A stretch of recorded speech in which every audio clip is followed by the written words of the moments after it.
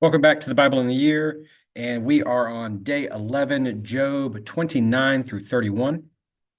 This is a great couple of chapters. We're reaching the conclusion of this book.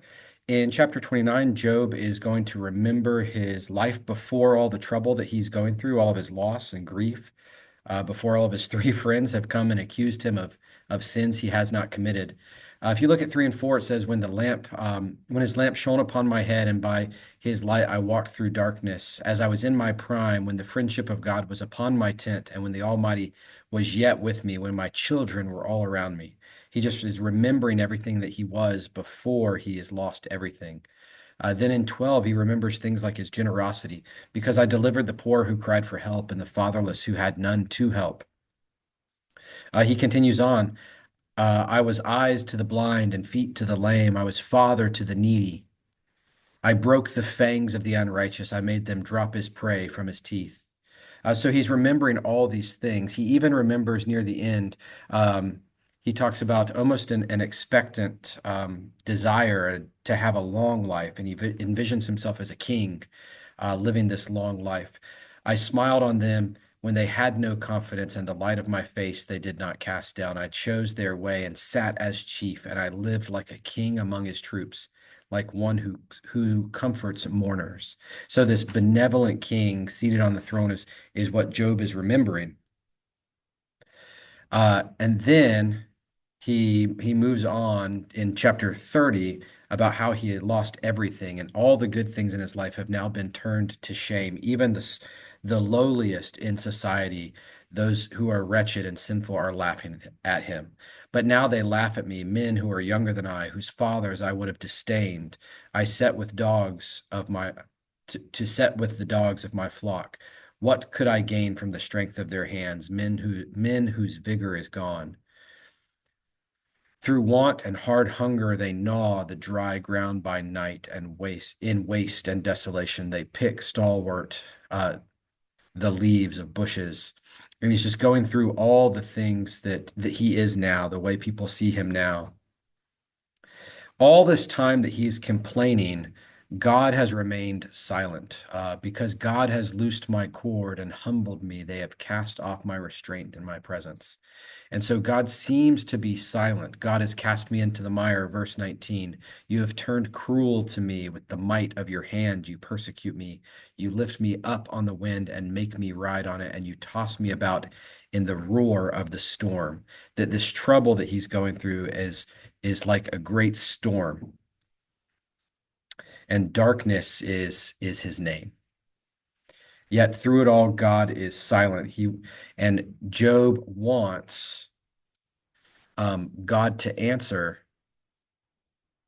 either his innocence or his guilt. He wants God to either affirm that, whether he is innocent or guilty. If we go down to 31, verse 35, we see that Job even signs a petition to God. Oh, that I had one to hear me. So he wants God to hear him out. He wants to make his case. Here is my signature. Let the Almighty answer me. Oh, that I had the indictment written by my adversary. Surely I would carry it on my shoulder. I would bind it on me as a crown. I would give him an account of all my steps. Like a prince, I would approach him and just give a case for his innocence. And he does a long list of the things that he has not done. He Job hasn't seduced a woman. He hasn't been accused of greed. He hasn't taken advantage of the innocent. He hasn't lied. He hasn't stolen. He hasn't committed these sins against God, and he wants God to give an answer. Ultimately, Job creates this scenario where um, if God cannot answer him, is the scenario that he's created. So the scenario is an impossible one, and if God remains silent, Job's accusation that God is unfair or cruel is proven true, and and we can relate to this. We kind of cry out to God. Let's look at 38 and 40. If my land has cried out against me, and its furrows have wept together, if I have eaten its yield without payment, and made its owners breathe their last, let the thorns grow instead of wheat, and foul weeds instead of barley. And so he wants to give an account, and he sets up this impossible scenario where God must be silent. And at this point in Job, now God is going to answer.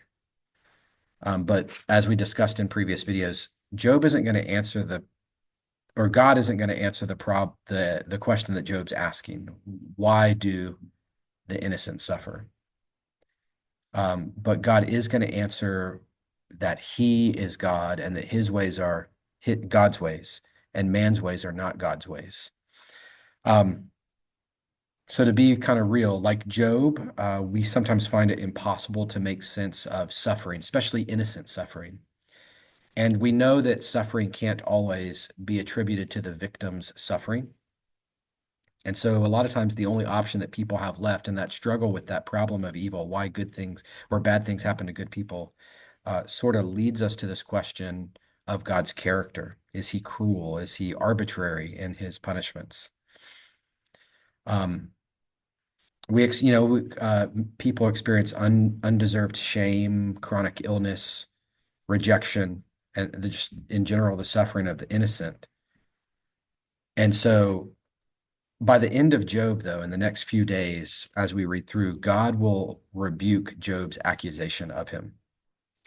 And that the ultimate understanding here is that Job just doesn't have the knowledge about who God is.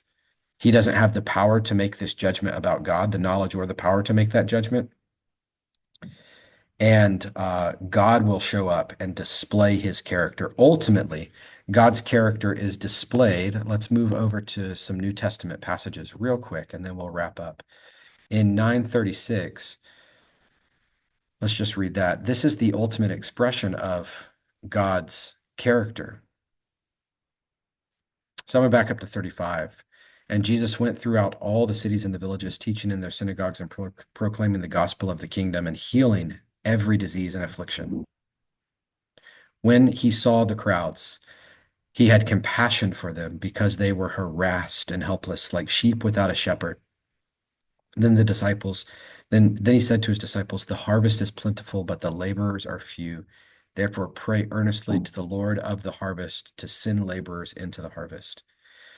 We see the ultimate expression of God's love, mercy, care, and self-sacrifice for those who are suffering, those innocents who suffer, who don't deserve it, in the person and the work of Jesus. Let's take a look at one more New Testament passage. We'll go to the Gospel of Mark, chapter 5, verse 15.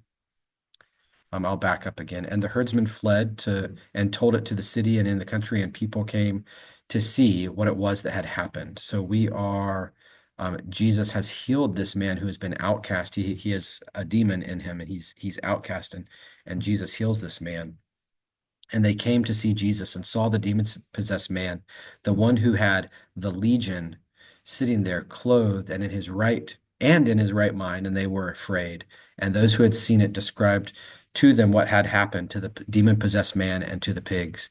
And they began to beg Jesus to depart from the region. They didn't understand what Jesus had done.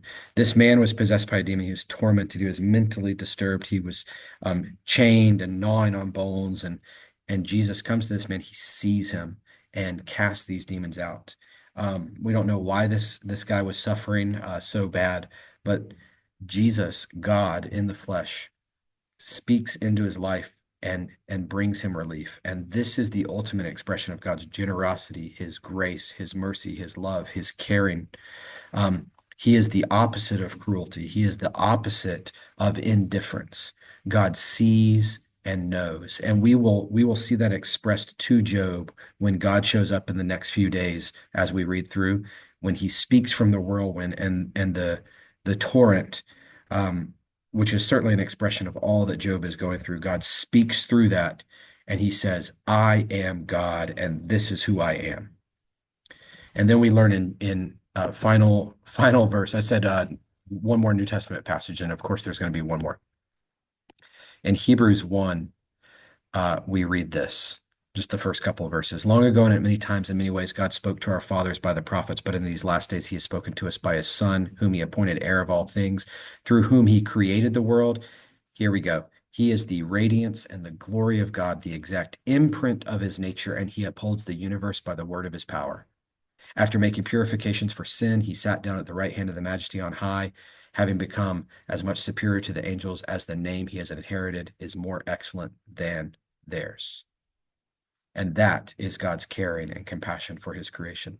Evil, from the Christian worldview, evil does not go unanswered. In the Christian worldview, evil is defeated. It is done with. And one more New Testament passage. If you know me and you've ever been in one of my classes, you probably know where I'm about to go. 21, 1 through 4. Then I saw a new heaven and a new earth, for the first heaven and the first earth had passed away, and the sea was no more. And I saw a holy city, New Jerusalem, coming out of heaven from God as a bride adorned for her husband. And I heard a loud voice from the throne saying, Behold, the dwelling place of God is with man. He desires to dwell with man. He does not desire to ignore man or leave him helpless. He will dwell with them and they will be his people. So we're not homeless. We're not helpless. We're not lost orphans, defeated, who have been hurt. And cruelty is just having its way with us. We will be his people and God himself will be with them as their God. And here's the most beautiful part. Verse 4, he will wipe away every tear from their eyes, and death shall be no more. Neither shall there be mourning, nor crying, nor pain anymore, for the former things have passed away. And that is the God who saves. That's the lesson for today. I hope you got a lot out of it. We'll catch you next time. Thanks for tuning in.